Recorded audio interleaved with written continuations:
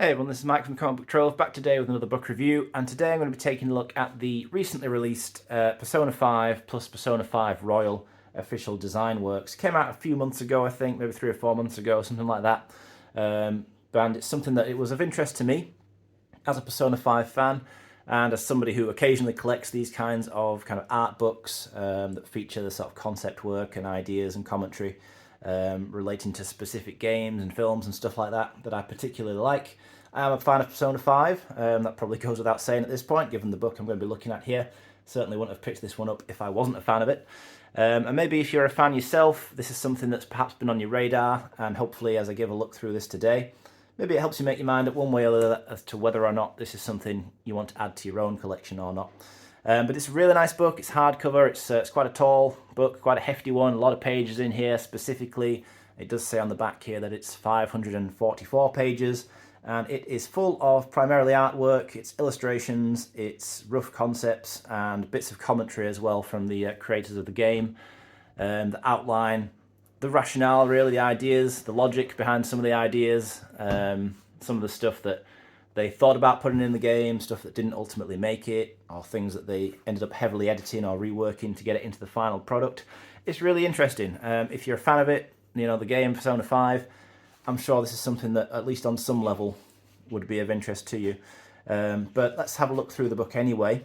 So my experience with Persona 5, for anybody who might be interested in anyway, I was a bit of a latecomer to discovering this one. It's not something I played when it originally came out in its first format. I first played the Royal Edition when it was kind of re-released with the extra content. Played it first time all the way through, probably just over a year ago now. And pretty much instantly it became one of my very favourite games ever. Just a really fun game with excellent characters, great story, and that style, that iconic style that it has, it's just absolutely oozing amazing kind of quality through every element of its design, really. It's such an excellent game. If it's something you've been in any way interested in, I do recommend you trying it out. But do just be prepared, for anybody unaware, the fact that it is about 100 hours or so you'll be sinking into that game if you choose to do so. It is definitely a commitment, but by the time you get to the end of it, what an experience it is. So flicking through here then, we are seeing all the key characters and pretty much everything that you'll see at any point during that game. So all the main cast of characters who end up forming the main group, the Phantom Thieves. We've got Ryuji here. You also see all the characters' personas, pages like this of all the different kind of expressions and stuff that they have. So when they're on screen, a lot of the time when the characters are talking, you'll get these kind of pop-ups that come up on screen, almost like comic book style. They sort of speak to you in this way. It's a lot like a visual novel, really, Persona, and it's the kind of game that if you're into it, I think you'll be really into it. And obviously it's a JRPG, it's a Japanese game, so there is some kind of weird and wacky stuff going on. But it's very, very cool overall. That's all I can really say about it. I'm not going to go into it really in too much more detail. I'm not trying to review the game so much, but the book here obviously goes hand in hand with it. It's difficult to talk about one without the other too much, and I don't want to certainly spoil anything really, but there is a chance maybe as I flick through here you may see some stuff. So as I say, just to flick through here a little bit, some of the concept artwork you see, there are little bits of text annotations here and there that explain some of the design choices that they were going for, why certain things were drawn in certain ways, things that were scrapped. So this particular costume design, for example, for Anne, that ended up obviously not being the one that made it into the game. It's just cool to see, I like that kind of thing when you're seeing stuff that ended up being changed, and if were it not for a book like this, I personally probably wouldn't have seen that kind of thing. So yeah, really cool. Just a lot in here though. Like I say, it's a lot, and the first kind of half of it probably, so that's hundreds of pages, is just focusing primarily on the main character designs. And then you get into kind of stuff about the locations that you're going to see in the game, some of the side characters, the antagonists.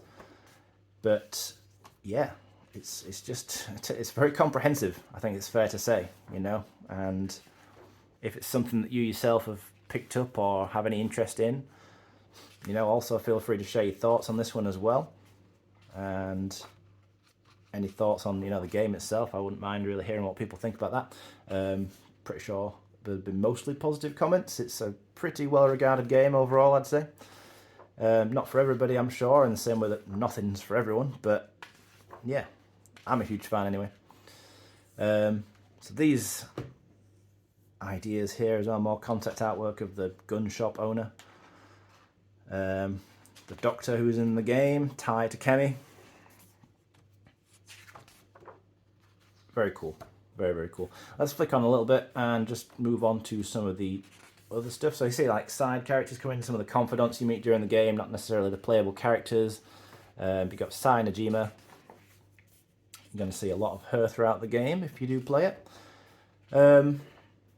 Villains, some of the key characters you'll see here, so a bit of a spoiler warning here, I suppose, specifically before I go too far into this section. If you haven't played it and don't want to see some of the people you'd be going up against, just be mindful here, because like I say, it doesn't give any plot details, but this does show off characters and things that you will see as you move further through the game.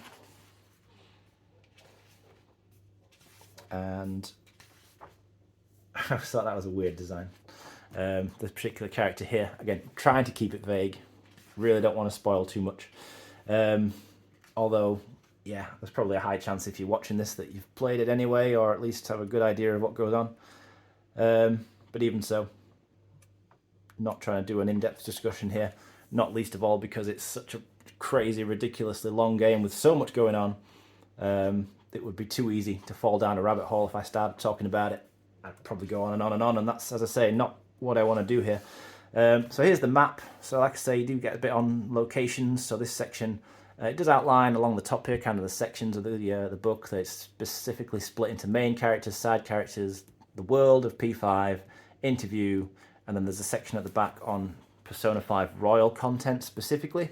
Although I will say that if it's the Royal stuff you're interested in seeing, because I believe this book, most of it was previously published just as a Persona 5 design works without any Royal content, and then they've re-released it now with the Royal stuff. But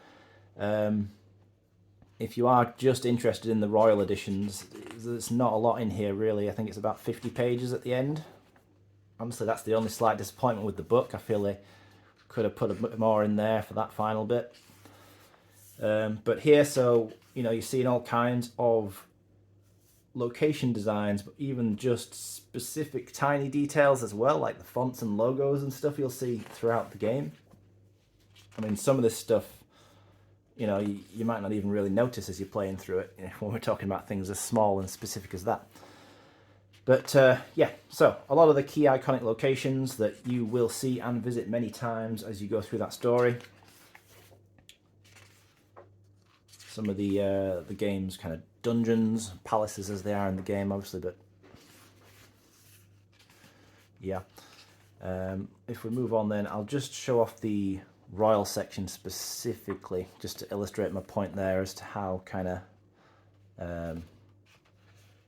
I suppose, short, really, that section is. And it's here. So this is page 511.